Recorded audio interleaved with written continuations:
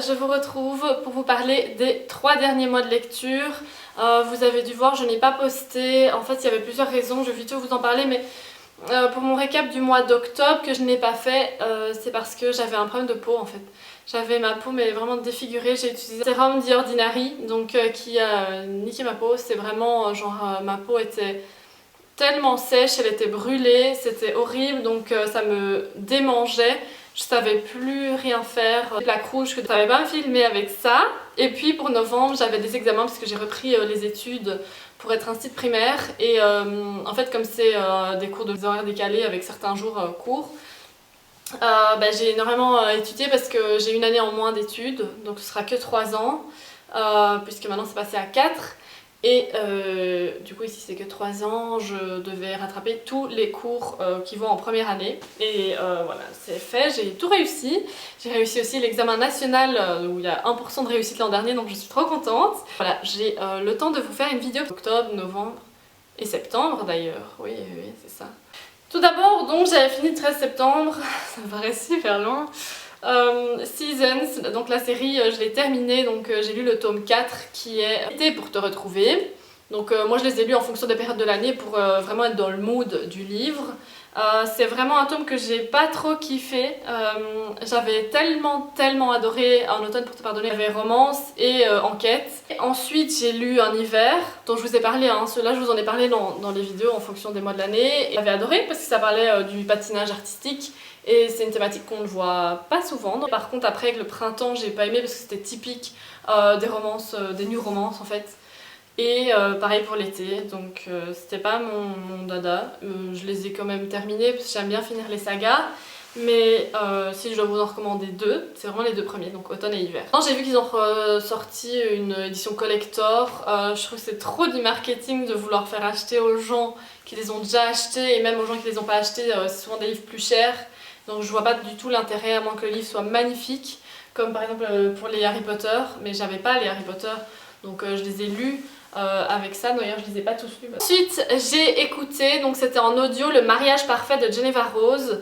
En fait j'ai décidé de l'écouter parce que j'étais à la FNAC l'autre fois et j'avais acheté le tome 2 en anglais. Je savais que je voulais acheter un livre de cette autrice parce que je l'avais vu sur TikTok et on voyait qu'elle était... Elle était super chou, elle était enceinte et elle dédicaçait des livres en mode surprise dans une librairie. Je trouvais ça tellement chou, elle avait l'air adorable. Donc je me suis dit que je voulais la découvrir parce que moi les thrillers évidemment, j'aime bien découvrir de nouveaux auteurs. Et j'avais acheté, ici c'est Le mariage parfait et là c'est The Perfect Divorce, donc voilà.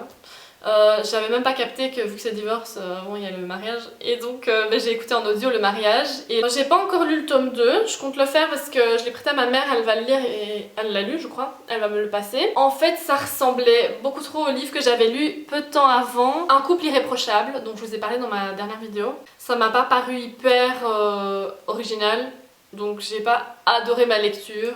Ça s'écoutait, c'était bien pendant mes trajets en voiture, mais je recommande pas forcément malheureusement. Je vais aussi lire un autre de ces livres que j'avais acheté, c'est You Shouldn't Have Come. Je crois que c'est ça le titre, je l'ai aussi prêté à ma mère, donc je le lirai bientôt, parce que c'est vraiment des moods hiver un peu creepy. L'histoire c'était une avocate pénaliste qui voit son mari se faire accuser du crime de sa maîtresse. Elle décide de le défendre, donc c'est particulier parce qu'elle apprend l'adultère en même temps qu'elle apprend l'accusé. Et elle décide quand même de le défendre, et voilà, ça va être ça l'histoire. Aussi en audiobook j'avais écouté Check and Mate, donc j'ai terminé le 18 septembre, et Ali et Hazelwood. Je vous avais parlé de cette autrice et que je voulais découvrir ses autres livres. Le problème c'est que j'en avais testé un autre, c'était Not in Love. Et c'était trop gnangnan, c'était trop Enemies to Lovers, je sais plus exactement, je l'ai commencé et j'ai pas du tout accroché. Donc je suis quand même contente de l'avoir arrêté et de pas me forcer juste parce que j'aime l'autrice.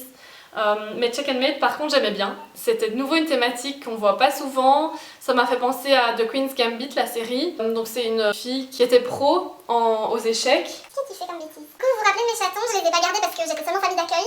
Mais on a gardé la maman. Chouchou, je suis désolée. Moi j'enlève les jaquettes quand j'ai des livres hardback, paperback, je sais pas comment on les appelle. Sinon ça les abîme. Mais c'est pas pourquoi t'es dessus hein. Je sais pas si je vous l'avais déjà montré, elle aime pas les porter. Elle est toute dodue, quand on l'a eu elle était tellement maigre parce qu'elle les allaitait. Et du coup il lui prenait tout. Et maintenant les gens quand ils viennent chez nous ils sont choqués de voir comme elle a pris du poids et je suis trop contente, elle est en super santé. Elle s'est vraiment ouverte donc j'ai bien fait d'adopter ce le chat parce que je sais que les chats adultes se font moins bien adopter dans les refuges. Et donc elle vit sa meilleure vie. Donc elle était pro aux échecs, mais son père, je vais pas tout vous dire, mais il y avait eu quelque chose en rapport avec son père qui l'a dégoûté des échecs, elle a arrêté. Et on lui propose d'être pro, mais genre vraiment payé pour jouer et faire des concours et tout, des compétitions. Et donc voilà, elle va décider est-ce qu'elle le fait, est-ce qu'elle le fait pas. Elle a battu un des gros champions mondiaux et donc elle va le recroiser, etc. Voilà, une petite histoire autour de ça. Alors le 28 septembre, j'ai terminé Le Roi Maléfique. Je vous avais parlé du Prince Cruel. Je vais évidemment pas vous donner le résumé, si vous n'avez pas lu le premier, ce serait du spoil. J'avais adoré le Prince Cruel, moi je lis pas énormément de fantastique. Et celui-là était pas mal, mais il faut savoir que c'est du fantastique parce que les gens présentent ça comme une romance, mais il n'y a pas beaucoup d'aspects de romance là-dedans. Donc ça sert à rien de vous attendre à ça. C'est pas un contexte hyper développé comme on peut avoir dans Un balai d'épines et de roses, dans des Brandon Sanderson. Donc c'est plus chill pour vous mettre petit à petit au fantastique. Et j'ai bien aimé au début, je trouvais ça quand même assez long. Il y a une grosse partie où il se passe pas grand chose.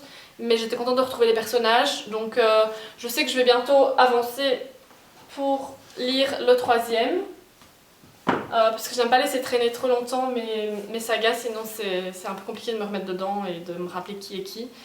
J'essaie de retrouver vite fait qui est qui, mais c'est pas toujours easy. C'est pas mal, je lui ai quand même mis 4 étoiles sur 5. Alors ce livre-là, mais énorme coup de cœur, et je sais pas pourquoi, je savais que j'allais l'adorer. En fait, il me faisait penser à Magpie de Elizabeth Day, dont je vous ai parlé l'année dernière. Quand je l'avais lu, j'y ai pensé pendant longtemps, mais bon, maintenant j'ai terminé le 8 octobre. C'est l'histoire d'un couple dans la trentaine qui veut des enfants. Elle est enceinte de son enfant, et donc c'est une fille. Et elle accroche pas pendant la grossesse, elle se dit c'est bizarre, je ressens rien pour l'enfant. Et quand elle accouche, pareil. Elle n'a pas de proximité, elle se dit mais les autres femmes ont l'air tellement complices avec leur enfant et son enfant la fait même flipper à la crèche, etc. Elle fait des trucs creepy et dangereuses, même avec elle. Et donc voilà, elle s'inquiète pour ça. Son mari évidemment clueless, il la prend pour une folle elle-même quoi. Et voilà, un gros thriller domestique.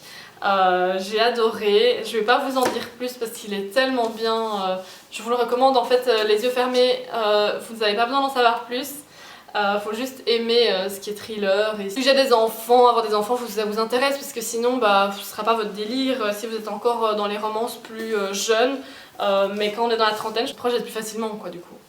Ensuite à la bibliothèque j'avais loué les 3 tomes, j'étais très ambitieuse, d'un roman graphique, L'Or Olympus, donc c'est en fait des histoires basées sur la mythologie. Perséphone, Déméter, Hadès, etc. Enfin moi je connais pas énormément, j'ai lu un peu ça dans... Bon, si je retrouve le nom je vous mettrai. En fait j'ai détesté les dessins, je les trouvais vraiment très moches. L'histoire ça allait dans tous les sens, des fois tu comprenais même pas une page que t'avais lue. T'avais l'impression que t'avais loupé un tome. J'ai eu du mal à le terminer et après ça j'ai pas du tout lu les tomes 2 et 3 que j'avais loués donc je les ai ramenés ainsi. Je comprends pas l'engouement parce que je les ai quand même vus passer. Bon, j'ai mis 2,5 sur 5. J'ai continué la série Campus, je sais qu'elle a été rééditée mais moi je les avais déjà achetées parce que quand j'étais jeune, quand j'étais ado, je voulais absolument découvrir cette série, donc j'avais déjà le tome 1, 2, 3 et le 0 d'ailleurs. Et je les ai jamais lus, donc je m'étais dit, bon c'est bête, ma mère me les a achetés, je vais voir si ça convient encore à mon âge. Et c'est très jeune parce que c'est des gens qui sont fin du lycée, début unif. Les jeunes filles dans un lycée privé, enfin vous voyez, avec les clans et celles qui sont élites, etc. Et voilà, c'est un peu, ici c'est le tome 8, j'ai jamais lu autant de tomes de suite dans une saga, donc je suis fière de me tenir à ça. Je lis très rapidement parce qu'ils sont assez courts, c'est écrit grand. Voilà, j'en lis 2-3 par an et comme ça j'avance un peu. Après ça, j'ai lu La Mauvaise Fille, donc ça c'était en audio.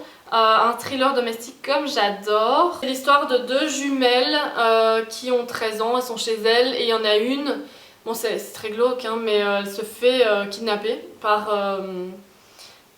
quelqu'un et du coup sa sœur jumelle, elle la voit se faire kidnapper et elle sait rien faire et elle s'en est voulu toute sa vie de ne pas avoir été celle qui s'est fait kidnapper, etc. Et donc là on est plus loin, donc on est, là elles avaient 13 ans, maintenant on est, je crois qu'elle a la trentaine quasi. Et du coup on la suit dans sa vie et il va y avoir un retour de sa sœur, donc ça c'est vraiment au tout début, hein, c'est dans le résumé. Elle va se questionner, elle essaie de comprendre ce qui s'est passé et pourquoi sa sœur a tant changé, etc. Et voilà, donc c'est pas des histoires hyper glauques où il y a le kidnappeur qui fait des trucs chelous. Bah il y a des trucs chelous parce que c'est un thriller, mais c'est pas ce qu'on peut imaginer. Donc c'est pas sur ça que l'histoire est axée du tout. C'est plus sur la relation des deux sœurs, la complicité qu'elles ont perdue, etc. C'est plus sur ça que le livre est axé et sur l'héroïne qui essaye de comprendre ce qui s'est passé. J'ai aussi écouté en audio, en fait c'est surtout des audios que j'ai écoutés puisque j'étais en examen, donc c'était quand j'étais sur la route que j'écoutais, mais j'ai vraiment pas beaucoup lu. De Shari Lapina, j'ai lu beaucoup de livres de cette autrice, je vous en ai déjà parlé. Ici c'était Repas de famille, et donc c'est une famille avec beaucoup d'enfants, donc les enfants sont dans la trentaine, et ils vont dîner chez leurs parents, et leurs parents disent écoute, moi j'ai des problèmes de santé, je vais changer mon testament, j'ai pas envie que vous héritiez, tant pis pour vous, j'en ai rien à faire. Et ce soir-là, le père se fait, comme par hasard, assassiner, et la mère aussi. Et donc il va y avoir une enquête pour savoir si c'est un des enfants, si c'est quelqu'un d'autre, est-ce que c'est prémédité, etc. Et ça tourne autour de ça. Et c'était pas mal, pas gros coup de cœur, mais c'était pas mal. Donc voilà, on suit un peu chaque personnage, les enfants surtout du coup. J'ai aussi lu de Claire McGowan, c'est une autrice de thriller qu'on voit beaucoup. Deux vérités, un mensonge. Donc c'est un groupe d'amis qui va pour fêter l'anniversaire d'une des filles du groupe, ils vont sur une île dont un des couples était propriétaire, leurs parents étaient propriétaires à l'époque, je ne sais plus trop. Ils louent la villa et ils font un jeu, donc le jeu de vérité, un mensonge. Ils mettent tout dans un chapeau et puis on lit les papiers, on doit deviner à qui est le papier. Sauf qu'il y a un papier en trop et sur le papier il est indiqué: tout le monde ici a tué quelqu'un, il n'y a aucun moyen de quitter cette île, vous allez tous tuer ou être tués ici. L'une de ces affirmations est un mensonge, mais laquelle?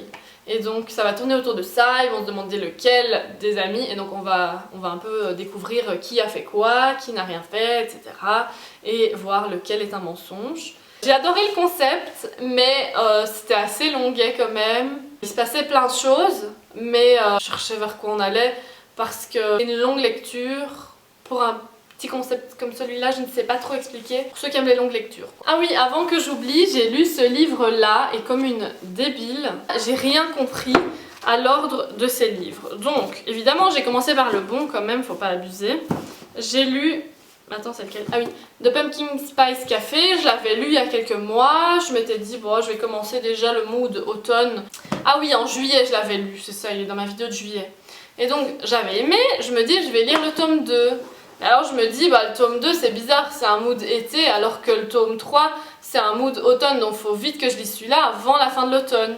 Parce que moi j'ai rien compris, déjà c'est pas écrit, c'est écrit à la page, genre au début quoi. Moi comme une débile je me suis dit, non, dans ma tête c'était vraiment ça, donc j'ai même pas vérifié. Et en fait non, c'était celui-là le tome 2. Et donc je vois tout le monde sur internet qui parle de la sortie en français, parce que ceux-là c'est les anglais, je les trouve beaucoup plus beaux que la police. Je trouve que les français sont trop moches. Je me suis dit c'est bizarre, l'édition sort celui-là avant de sortir le tome 2, selon moi le tome 2. Et alors je commence à écrire sur leur Insta et leur dire mais je comprends pas, vous sortez pas celui-là, c'est peut-être juste parce que celui-là c'est de saison. C'est vrai, c'est le tome 2, attends, moi comme une bête. Je lis celui-là mais je suis genre ici quand je m'en rends compte quoi. Et en fait, il n'y a pas vraiment de rappel avec les autres histoires, je sais même pas qui sont les héros de celui-là, parce que j'essaie de pas le savoir, sinon je me suis spoilée, parce qu'on parle quand même de certains autres couples, dont le premier. Bon bref, tout ça pour dire, j'ai lu le tome 4, et en fait celui-là c'est le tome 3. Donc, ça spoil pas énormément, mais j'ai lu celui-là, et il était tellement bien que j'ai pas voulu m'arrêter parce que j'étais à fond dans l'histoire. Donc ça c'est sur ma pile à lire, vous le verrez sûrement dans la prochaine vidéo. Ouvre-moi de Claire McGowan. Mais c'est la même autrice de l'autre livre de Vérité à mensonge, j'avais même pas remarqué. Il était très bien. C'est un couple qui va déménager. La femme a tout le temps le contrôle dans la relation. Du coup, le mari dit « C'est moi qui m'occupe de nous acheter une nouvelle maison pour un nouveau départ. Ne t'occupe de rien, je te fais la surprise, on déménage, on y va. » Et sur la route, elle se demande « Mais où est-ce qu'on va vivre ?» Et c'est une maison énorme, mais il y a beaucoup de rénovations dans un vieux village d'où elle vient justement. Et elle se dit, oh bah ça va être bien, mais bon, les rénovations, la maison est un peu creepy et toute dégueu et tout. Et il va y arriver des choses bizarres dans la ville, dans la maison. Je crois que c'est tout. Et mes livres qui sont en cours, bah, du coup, c'est La 9e maison. J'avais déjà essayé de le lire il y a 3-4 ans, 4-5 ans. Mais il est très gros et c'était très fantastique, donc il faut vraiment être quand même concentrée. J'ai bien avancé, hein, je suis quand même, je crois, peut-être à un tiers. Je l'ai mis en pause parce que pendant mes examens, je trouvais ça trop lourd à lire, donc je l'ai pas encore repris. J'avais commencé L'Empathie de Antoine Renan, mais je crois que les auteurs hommes, ça va pas. C'était hyper chelou et répugnant, je pouvais pas écouter ça, surtout que j'étais sur la route, il était minuit, j'avais pas envie d'écouter ça. Et j'ai commencé She Didn't See It Coming de Shari Lapina, de nouveau. Je reste vraiment avec les mêmes auteurs en ce moment. Voilà, c'est tout, j'espère que ça vous a plu, j'ai essayé de faire ça condensé pour 3 mois de lecture. Je suis très contente de vous retrouver, de pouvoir refaire mes petites vidéos et j'attends vos recommandations de livres, vos avis sur ceux que j'ai lus, etc. Et dites-moi ce que vous avez lu ces derniers mois. À très bientôt, salut!